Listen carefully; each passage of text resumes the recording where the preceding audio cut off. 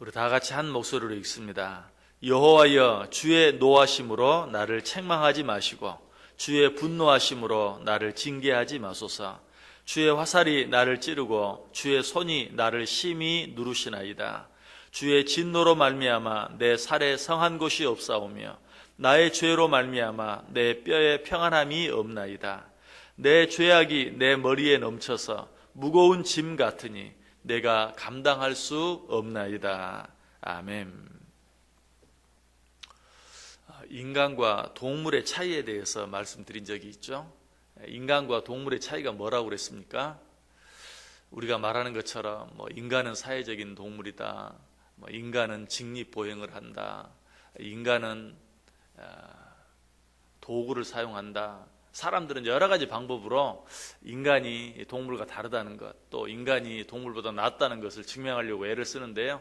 사실은 좀 더 자세히 보면 그것은 인간만의 특징이 아니고 동물들도 그런 특징은 다 가지고 있어요. 그렇다면 인간과 동물의 진정한 차이는 뭐라고 그랬어요?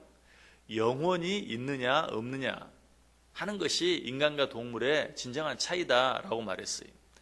인간과 동물의 차이는 영혼의 유무에 달려 있어요.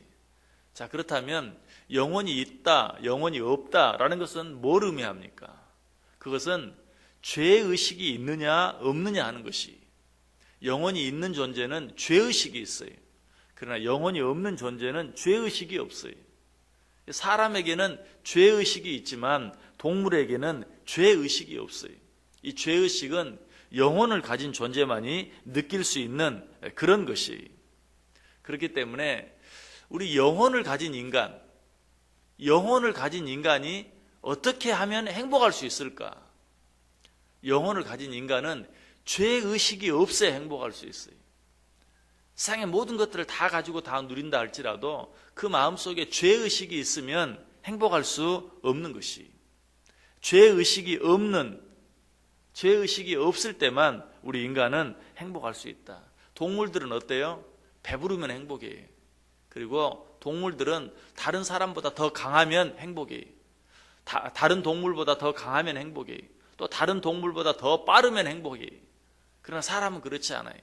아무리 배부르고 아무리 강하고 아무리 빠르다 할지라도 그 심령 속에 죄의식이 있으면 절대로 행복할 수가 없다는 것이.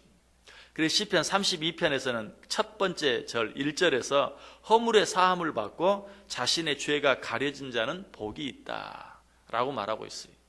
이 말을 가장 쉽게 이야기하면 죄의식이 없는 자, 또 다른 말로 하면 죄의 문제를 해결한 자는 행복하다. 죄의 사함을 받고 죄의 가리움을 받는 자는 복이 있다. 죄의 문제를 해결한 자가 행복하다. 바꿔서 말하면 죄의 문제를 해결하지 않은 자는 절대로 행복할 수 없다. 그런데 이 세상에 죄 없는 사람이 있어요, 없어요? 한 사람도 없다고 말하죠. 의인은 없나니 하나도 없다라고 말해요.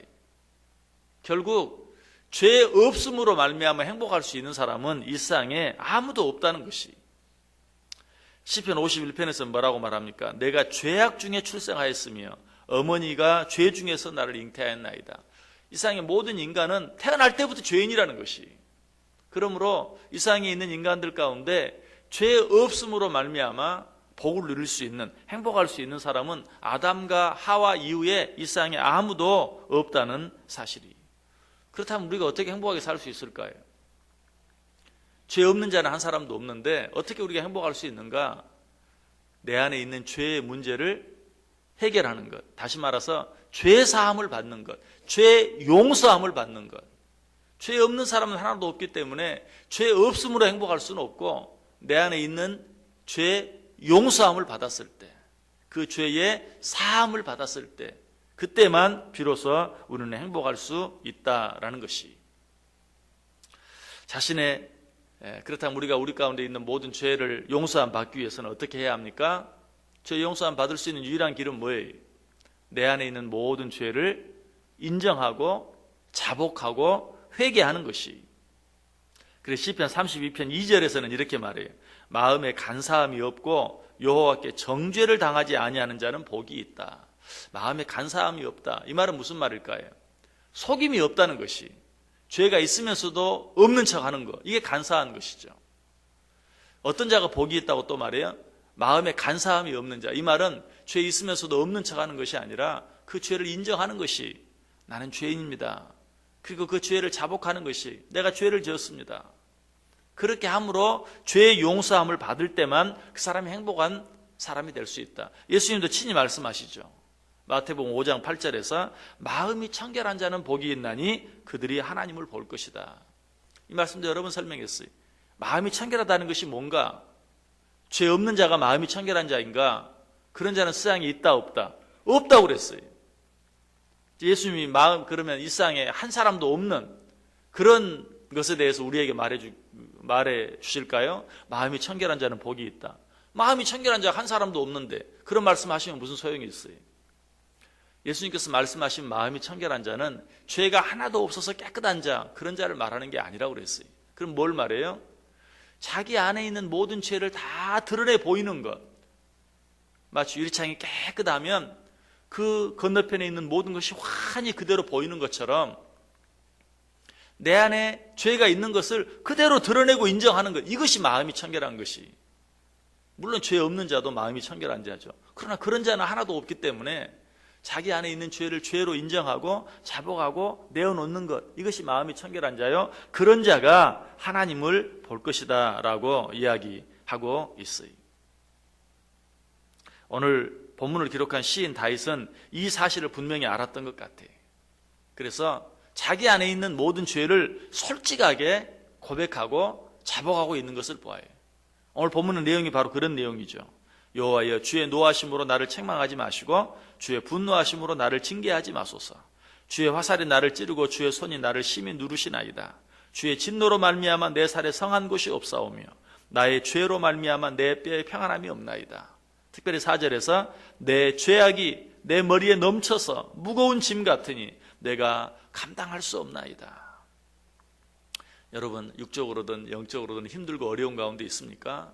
정말 그 모든 것들이 다 무엇으로부터? 내 죄로 말미암아 그러한 것을 인정할 수 있어야 돼요. 내 죄악이 내 머리에 넘쳐서 무거운 짐 같으니 내가 감당할 수 없나이다. 내 안에 있는 그 모든 죄를 솔직하게 내어놓고 자백하고 고백할 수 있어야 된다. 많은 학자들이 이 시편 38편은 다윗이 우리아의 아내 밧세바를 범하고 또 심지어는 그 죄를 감추기 위해서 그 남편 우리아를 전쟁터에 보내서 죽게 한 후에 그 죄로 인한 그 고통이 너무 커서 그 죄로 인한 무게를 감당할 수 없어서 하나님 앞에 자백하며 지은 시이다라고 그렇게 추측을 합니다. 다윗이 자신의 죄를 인정하며 그 죄로 인한 고통을 적나라하게 묘사하고 그 모든 죄를 하나님 앞에 내어놓고 있는 것을 보게 돼요.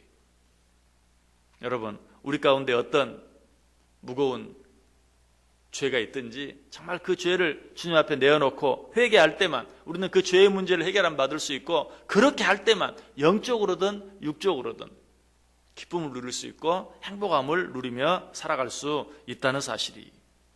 그러나 내 안에 있는 죄를 아직도 회개하지 않은 죄가 내 안에 있을 때는 행복은커녕 오늘 지금 시인 다윗이 고백하고 있는 것처럼 그런 엄청난, 나로서는 감당할 수 없을 만한 그런 영적인 고통, 육적인 고통을 당할 수밖에 없다는 것이. 여러분, 오늘 시편 32편을 22절까지 있는 이 말씀을 조용히 한번 묵상해 보세요. 읽어보세요. 죄로 말미암아 당하는 고통이 얼마나 크고 힘든 것인가. 우리가 그리스도인이라면 우리가 어떤 고통이 있든지, 그것이 영적인 고통이든 정신적인 고통이든 육적인 고통이든 내 죄와 연결해서 생각해 볼 필요가 있어요. 그러나 우리 한 가지 조심해야 될 것은 다른 사람에 대해서는 그렇게 하지 마세요. 다른 사람이 어떤 고통이 있으면 그냥 그것을 저 사람이 무슨 죄를 지었길래 그렇게 생각하지 마시고, 그건 우리는 알 수 없어요. 그러나 나에 대해서만큼은 내게 어떤 고통이 있을 때 이것이 나의 어떤 죄와 관계가 있지 않는지 철저하게 한번 돌이켜보고 그리고 반성해 볼 필요가 있는 것이. 죄로 말미암아 당하는 고통은 견딜 수 없어요. 시인은 지금 자신이 당하는 모든 고통이 자신의 죄로 말미암아서 그 죄에 대한 하나님의 징계로부터 오는 것을 분명히 인정했어요. 다시 읽어볼게요. 여호와여, 주의 노하심으로 나를 책망하지 마시고 주의 분노하심으로 나를 징계하지 마소서. 주의 화살이 나를 찌르고 주의 손이 나를 심히 누르나이다. 주의 진노로 말미암아 내 살에 성한 것이 없사오며 나의 죄로 말미암아 내 뼈에 평안함이 없나이다. 내 죄악이 내 머리에 넘쳐서 무거운 짐 같으니 내가 감당할 수 없나이다. 모든 것이 자기의 죄로 인하여 그 죄에 대한 하나님의 진노, 하나님의 징계로 말미암아 되어진 것인 것을 분명하게 알고 분명하게 인정하고 있어요. 오늘 시편 38편 뒤에 나오는 시편 39편에도 동일한 그런 시인의 고백이 나와요. 10절과 11절 보면 주의 징벌을 나에게서 옮기소서. 주의 손이 치심으로 내가 쇠망하였나이다. 주께서 죄악을 책망하사 사람을 징계하실 때에 그 영화를 존목음같이 소멸하게 하시니 참으로 인생이란 모두 헛될 뿐이니이다. 모든 것이 어때요? 인간이 당하는 모든 고통이 어때요? 자신의 죄로 말미암아 그 죄에 대한 하나님의 징계하심으로 말미암아 주어지는 것을 인정하고 있어요. 우리가 죄인이라는 사실을 알고 인정하는 자들입니다. 그렇다면 그 죄의 문제로부터 자유함을 얻고 죄와 상관없는 기쁨을, 행복을 얻고 누리며 살기 위해서는 어떻게 해야 됩니까? 다른 방법이 없어요. 내 모든 죄를 하나님 앞에 내어놓고 회개할 수 있어야 돼요.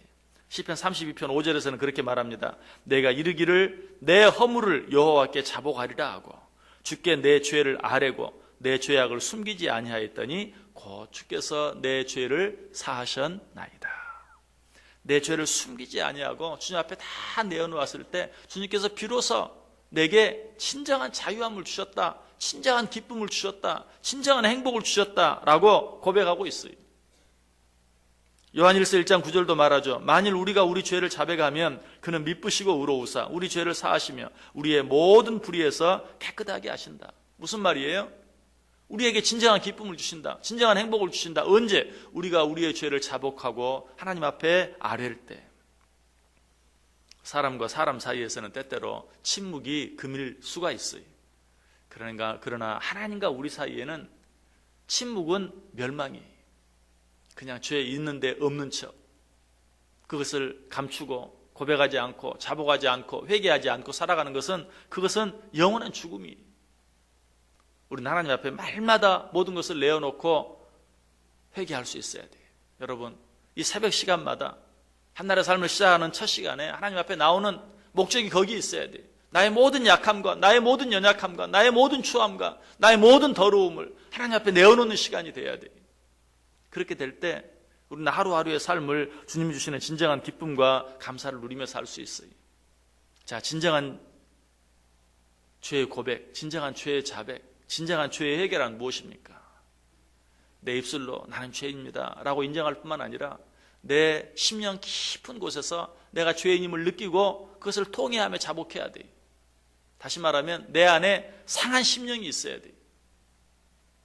시편 51편 17절에 말하죠. 하나님께서 구하시는 제사는 상한 심령이라 하나님이여 상하고 통회하는 마음을 주께서 멸시하지 아니하시리이다.